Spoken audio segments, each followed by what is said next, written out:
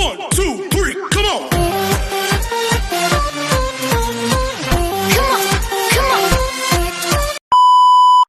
Hello beautiful people! Welcome back to my channel. This is your Mama Sam. Hola mga amigo, amiga, kumare at kumpare. Kamusta kayong lahat? Sana lahat po kayo ay okay at safe ngayong araw na ito. At syempre ko ako naman ang tatanungin nyo, nakikita naman ninyo ang beauty ng Mama Sam ninyo, fresh overload pa rin. Diba? Ganyan talaga kapag umiinom ka ng maraming vitamin C plus kumakain ka ng maraming banana. Dahil sa banana, mas nakakaloka ang ganda ng Mama Sam ninyo. Charot! So, kamusta naman kayong lahat? Sana lahat kayo ay okay na okay ngayong araw ng Saturday. So, happy Saturday sa atin lahat ng bonggang-bongga. At hindi lang yan, syempre, gusto ko rin magpasalamat sa walang sawang tumatangkilik dito sa Mama Sam Vlog. Araw-araw, lagi-lagi. Maraming salamat po sa pagmamahal at support na binibigay ninyo. At syempre, sa mga makasolid na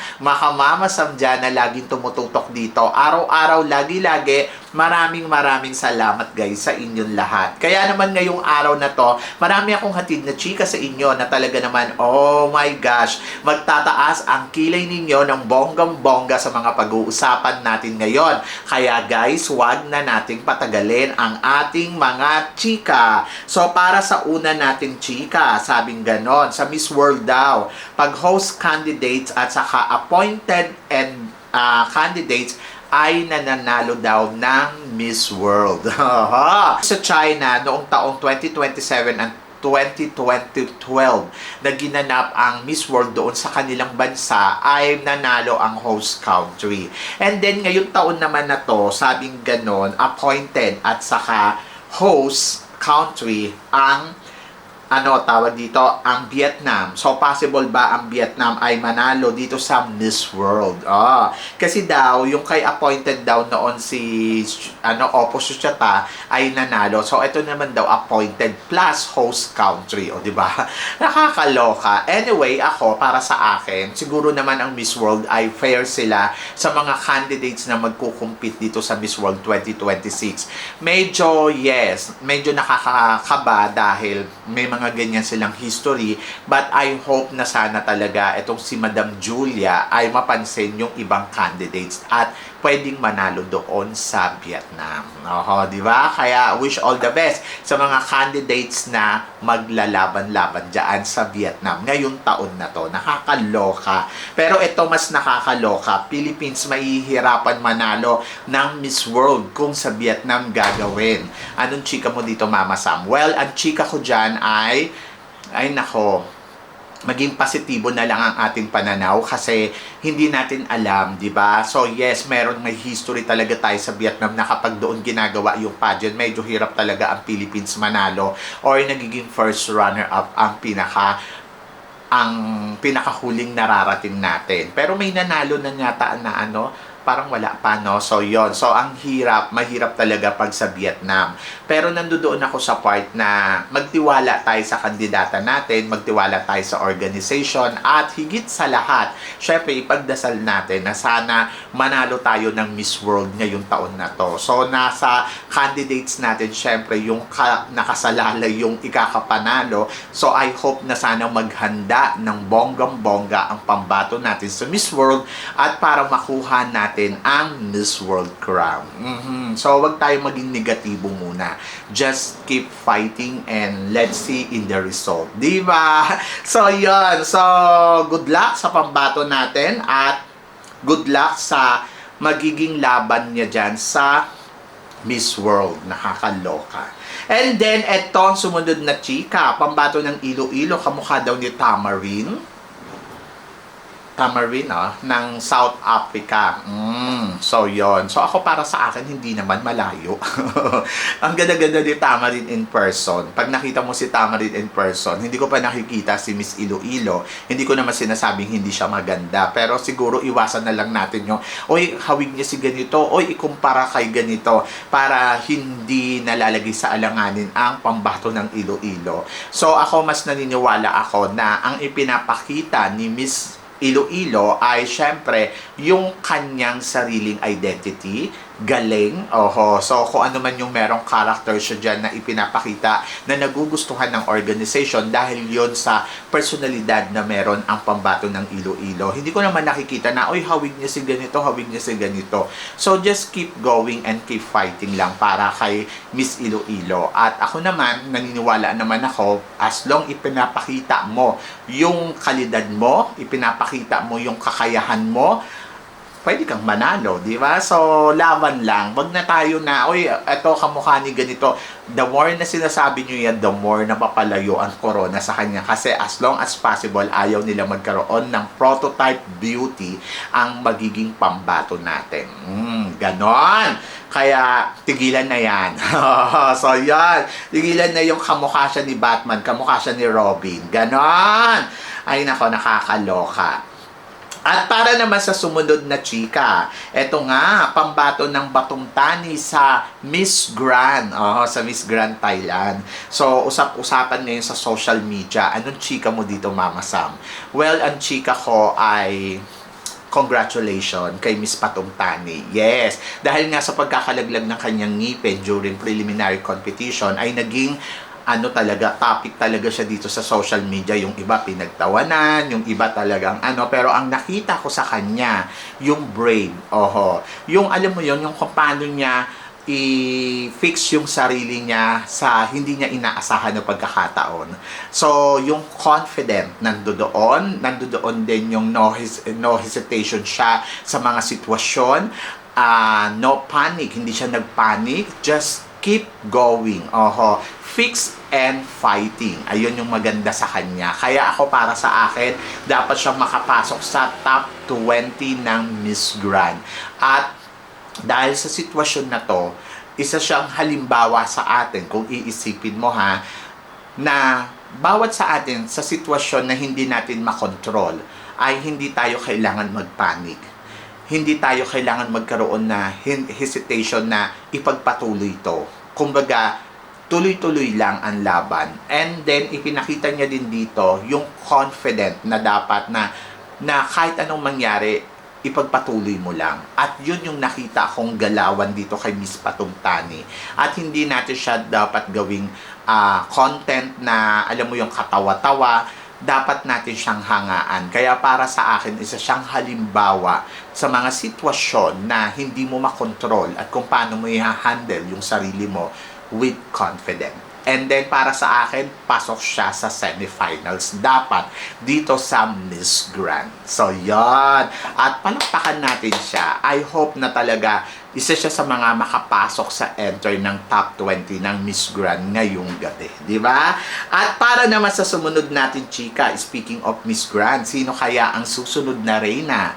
So, ito nga, pinag-uusapan nga, 3 kandidata ng malalakas talaga. Para sa akin, malakas talaga sila. Phuket. Ang pambato ng Phuket talagang malakas, pambato ng Chonburi, fan club winner, at saka Buriram. Si Buriram naman yung talagang legit na ganda, suporta, at higit sa lahat, marunong magsalita ng English. Kaya para sa akin, ang dapat manalo ng Miss Grand ngayong gabi ay si Miss Grand Buriram. But tignan natin kasi, di ba, ayun nga ayoko man isipin kasi ito kasi si Miss Grand Chonburi ay nag-battle silang dalawa ni Buriram. So si Miss Grand Chonburi nakabenta ng 7 million. Tapos ito namang si 6 million. So, neck to neck, di ba? Pero sino kaya ang pipiliin at sino kaya ang dapat manalo? Ako, para sa akin, yung dapat na mag-represent talaga ng country nila, hindi lang sa magaling sa negosyo or magaling magbenta, kundi doon sa kayang i-represent ang bansa nila at kayang ipanalo. Ako talaga sa mga botohan, medyo naiirita ako dyan. Pero sige lang, wala naman tayong magagawa, di ba? So, supportahan na lang natin sila. And ayun, so I hope na si Miss Buriram ang manalo mamaya. But let's see, di ba? So, yan. Kasi yung maganda si Miss Buriram, nakakapagsalita ng English, talagang legit yung ganda niya. Bakit mo aayawan, di ba? At malakas din naman. So, yon. At para naman sa sumunod na chika, who is your Miss Universe Philippines 2026? Kena Cebu Province, Iloilo, at Negros. lahat naman sila magaganda, lahat sila ay pwede, lahat sila ay walang tulak kabigin. Pero kasi nandoon yan ano ba ang pinapakita nilang laban? Sila ba talaga ang hinahanap ng organization na maging Miss Universe Philippines? Remember, ang huling laban natin sa Miss Universe Philippines ay naka-top 5 tayo sa Miss Universe. Bago tayo makarating sa top 5, last time na naka-top 5 tayo ay si Beatrice Luigi Gomez noong lumaban siya sa sa Israel noong 2022, di ba? 2023 na El Tocuyo tayo, 2024 top 10 lang, 2025 ayun, nakalusot tayo. 2022 na El Tocuyo tayo, 2023 top 10 lang, 2024 top 30, and then ayan, naibalik ni Atisa.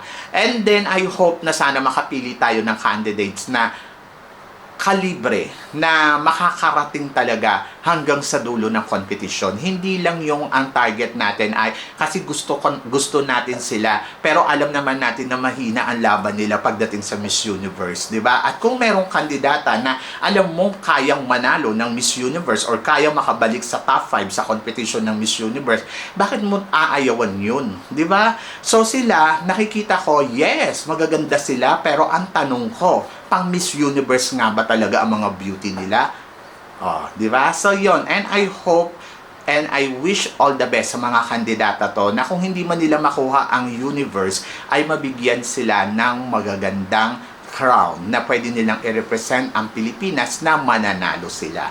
Kasi dapat strong ang candidates natin sa bawat category. And I think nakikita naman natin na pwede naman sila sa mga ibang crown katulad ng Miss Charm, Miss Eco, Miss Cosmo, so yon. And then kung makukuha nila yung universe, make sure lang na kaya nilang pantayan ang nagawa ni Maria Atisa Manalo na maging top 5 sa Miss Universe, di ba? So yon, na maging third runner-up doon. And wish all the best sa mga candidates natin na nagkukumpit ngayon dahil lahat naman sila ay pinapakita nila yung galing, pinapakita nila yung tapang, at pinapakita nila na talagang kaya nila ang competition. So, yon, laban.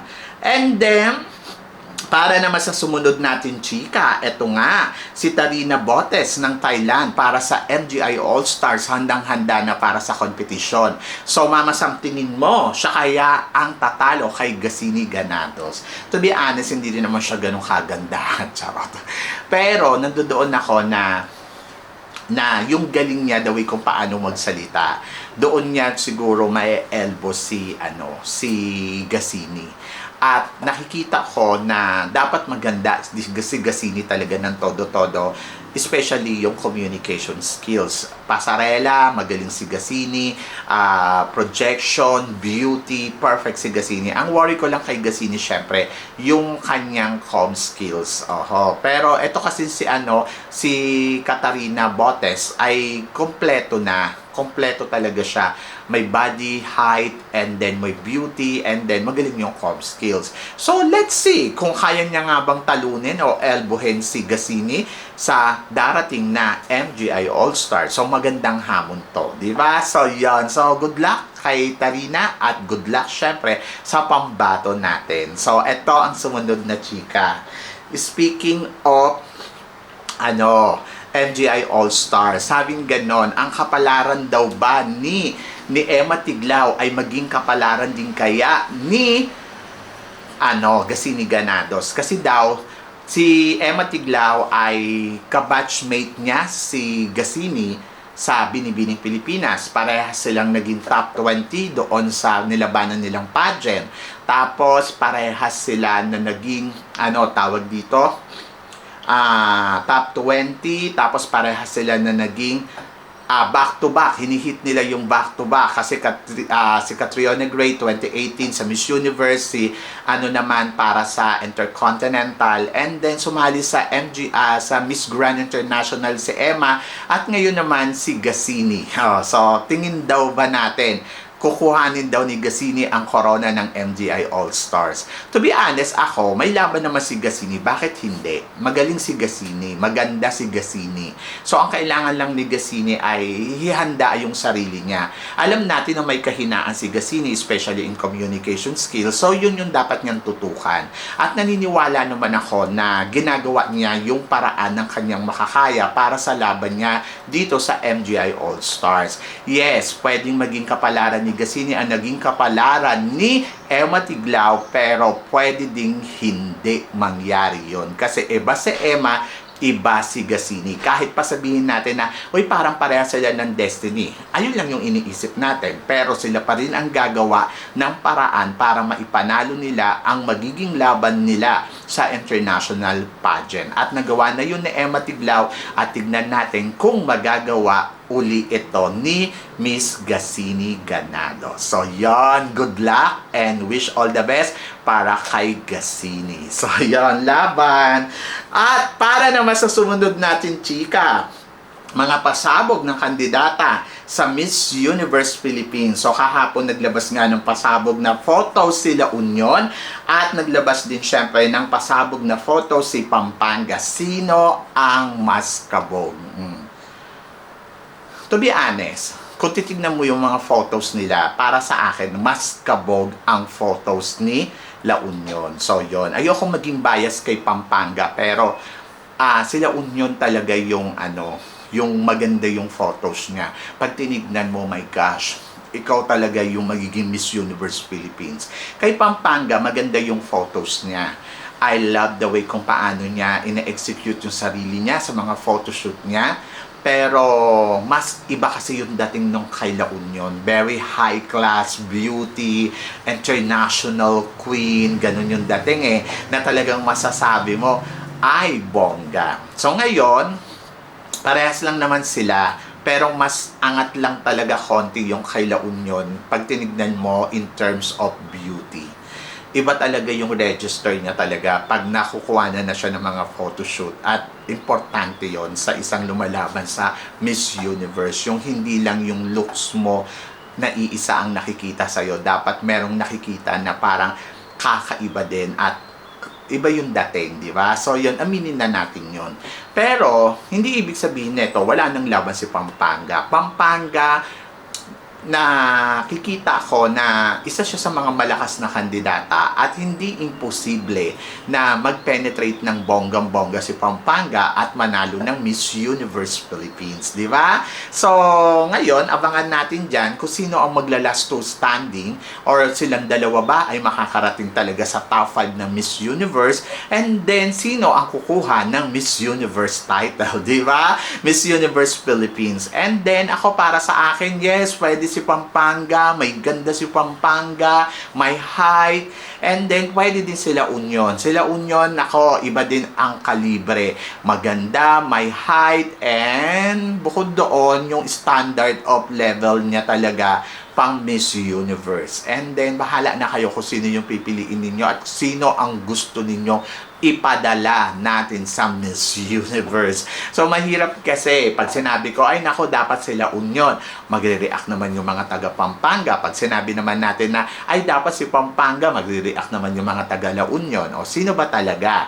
Ako para sa akin, kung sino sa tingin ninyo ang kayang lumaban sa Miss Universe na kaya niyang marating ang narating ni Maria Atisa Manalo na naging third runner-up sa Miss Universe last year, humanap tayo ng kandidata na pwedeng mahigitan ang performance na ginawa ni Atisa at yung performance na ginawa niya during coronation night.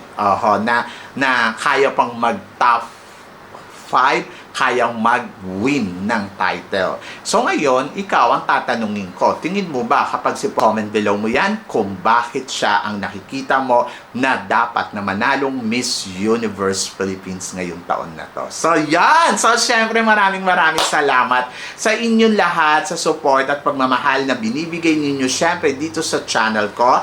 At sa mga hindi pa nakaka-follow at nakaka-subscribe, please don't forget to click like and subscribe my channel channel at i-click nyo na rin po ang notification bell to more updated syempre sa aking mga chika. Sabi nga ganon, always keep smiling and laban lang. So guys, hanggang dito na lang. Hanggang sa muli nating chikahan. See you tomorrow. Thank you guys.